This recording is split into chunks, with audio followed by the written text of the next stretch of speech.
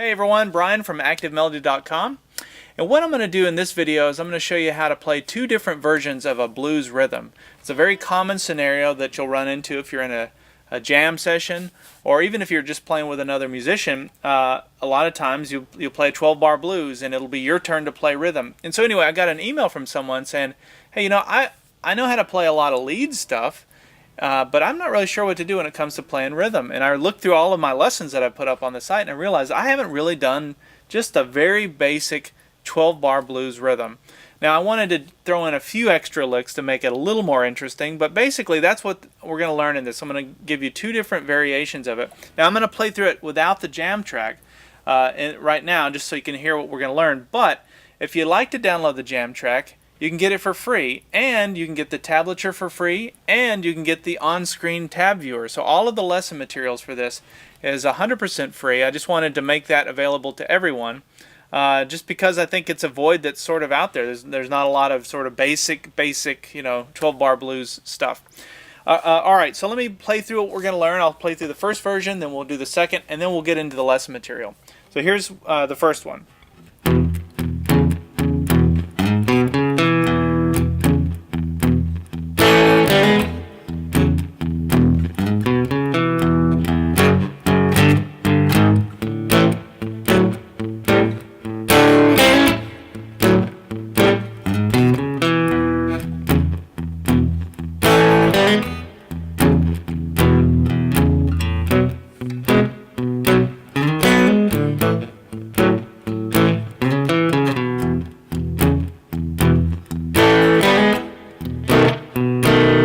Pretty basic. To some of you that might be elementary, but to a lot of you that can change your world if you just learn how to play that rhythm. So that's the first one we're going to learn. Let me just real quickly, I'll go through the second version. Now this will make a lot more sense if you hear it with the jam track, but anyway, here it is on its own.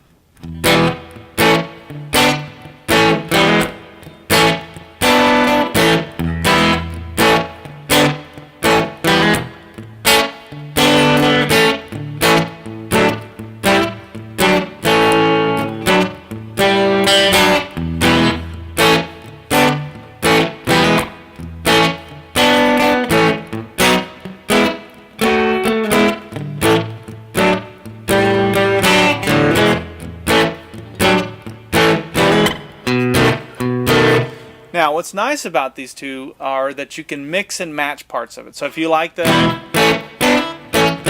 you can take that and combine it with what you learned in the first part. But this just gives you some different variables to work with so that you can kind of spice up your rhythm playing. So let's go ahead and start the video, and we'll start start the lesson, I should say. The video has started. And we'll break that down, and then we'll take it from there. Alright, so this is in the key of E, and it's just 12-bar blues. It's a 1-4-5 chord progression. So the first chord's the one chord's at E, there's an A chord, there's a B chord, and then back to the E. Okay, and so the way that I'm doing this, and this is a common scenario, you'll hear this kind of blues played like this. There's a little bit of a shuffle to it, so it's not 1 and 2 and, it's not like this. It's played like this. Kind of thing you can bob your head to. Now what I'm doing is I've got my pointer finger here on the 2nd fret 5th string, and I'm playing strings 6 and 5. Just those two strings. Those are the bottom strings out of the E chord. Just those two. It's called a power chord. And I'm using this part of my palm back here to kind of rest on the strings to mute it a little bit. It's called palm muting, and that gives you a little bit of a chunky sound. And I use my pinky. Some of you may want to use your ring finger to come back up here to the 4th fret 5th string, and you're just alternating. You're rocking back and forth like this. So you have 1 2 1 2, and that's how you're playing the E part. Okay. Now now that you've got that, watch this. Isn't that nice? It's like a little bit of a lead thrown in there just to sort of mix it up. But all I'm doing is I'm going, after I do 1, 2, 3, 4, 5, I take my ring finger and come to the 2nd fret 6th string, and I slide up to the 4th fret, and then I go to the fifth string on the 2nd fret. There's the 4th fret on the 5th string, and then that last note, which is an E note, an octave higher, is on the 2nd fret, 4th string. And you can see what I've made there. It's a little box. Now that box is important because if you're playing rhythm, or lead for that matter, you can play any of these notes. And if you're playing the key of E, you have that little box to play with, and you're in the major scale, or the major pentatonic scale, when you're in that little box. And so if you're ever wanting to throw in a little lead leg,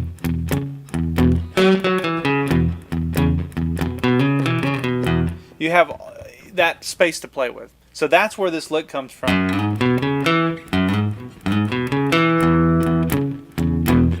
Now you may want to, at this point, you may just want to practice doing that over and over again. This would be where you'd want to get out the jam track.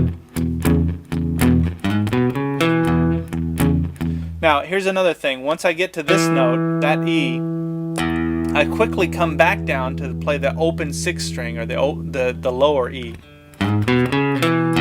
Hear it? And then we're back to the shuffle. Now the second, okay, so that's the first time through. The second time through I went. Is that cool? That's kind of a, gosh, it's been used a million times. And what I'm doing there is I'm playing an A chord, and I'm using my middle finger to bar that, and you'll see why I'm using my middle finger instead of this one. So what I'm playing is strings 4, 3, and 2 out of that A chord, and then watch this. And then I just build the E chord, just the top, really those 2 strings. It's the string 2 and 3. That's what I'm doing, and I'm hammering onto the 1st fret, 3rd string, playing those 2 notes, and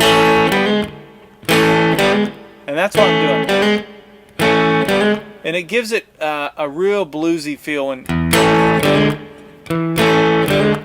when you do that. So let's back up. So we have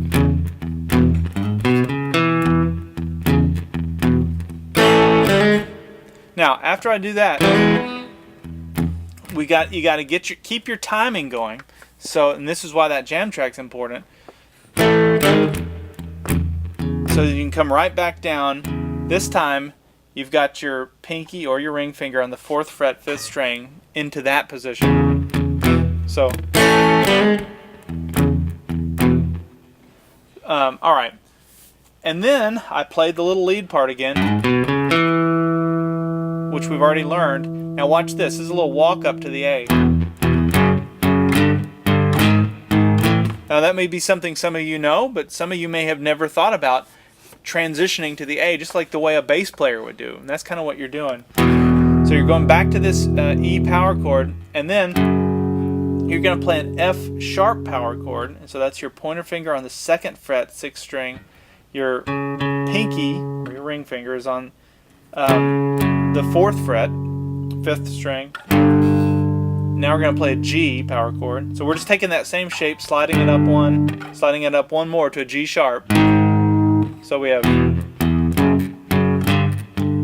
Now another way I've seen people do this is to play the full bar chord. You know, if you wanted to really get fancy, but that's all I did. Now we're into the A position. And what I do, instead of playing the A up here, which I could do, you could just keep going.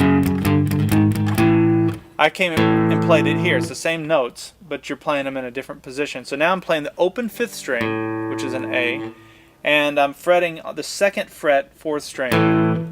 And now I'm going to do just like I did on the E chord, but I'm going to use my pinky or ring finger here on the 4th fret, this time on the 4th string. And then watch this. And I slid it up that time. That's a little different.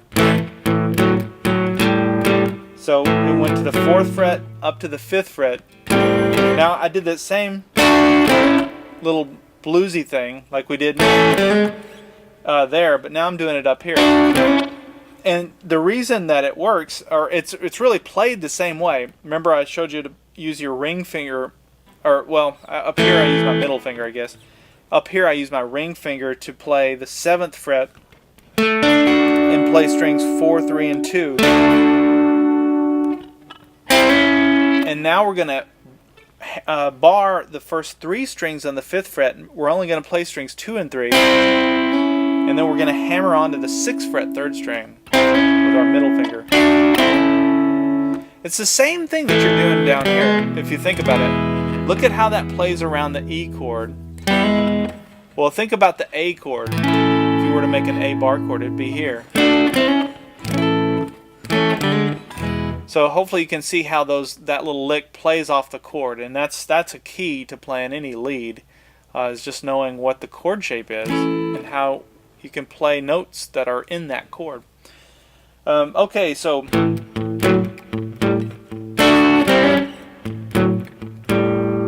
back to that, and now we're gonna play that little lead part again to get us back to the E. And there's the little bluesy thing. Now we go to the B, and for that it's our pointer finger on the 5th string, 2nd fret. Our ring finger is on the 4th fret, 5th string, or 4th fret, 4th string, and that's a power chord. It's a B power chord. And then you used your pinky to come up here to the 6th fret on the 4th string. And that's the Chuck Berry. You see Chuck Berry do that if you ever watch any videos of him doing Johnny Be Good or any of that. That's the shape that he uses. So we're going to play that. So then what we're going to do is we're going to take our ring finger and come to the 4th fret, 5th string. And we're going to slide up like that. We're going to slide from the 4th fret to the 6th fret on the 5th string. Then I'm going to bar, and if you look at what I'm doing, I'm making that B chord. When we made the B chord, remember our pinky was here. Now I've just replaced it with this finger. And I've hammered on up to this position, which is the 6th fret, 4th string. And I'm playing those 2 strings, strings 4 and 3.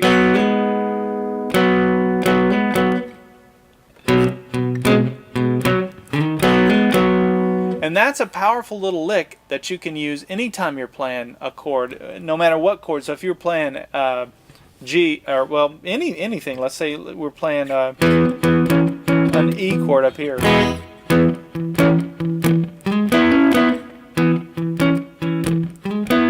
It just gives you another variation of something you can do. So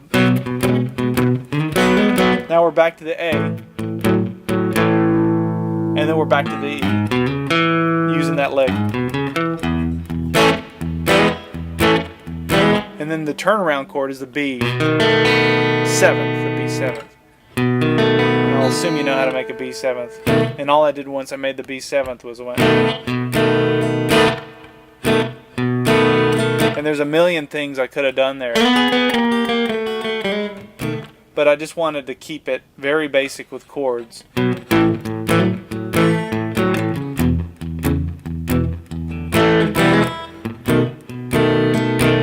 And then it repeats at that point. So that's all of the first variation. Let me go ahead and play through it one more time, and then you can always look at the slow or at the on-screen tab viewer if you want to view this as well. So here we go.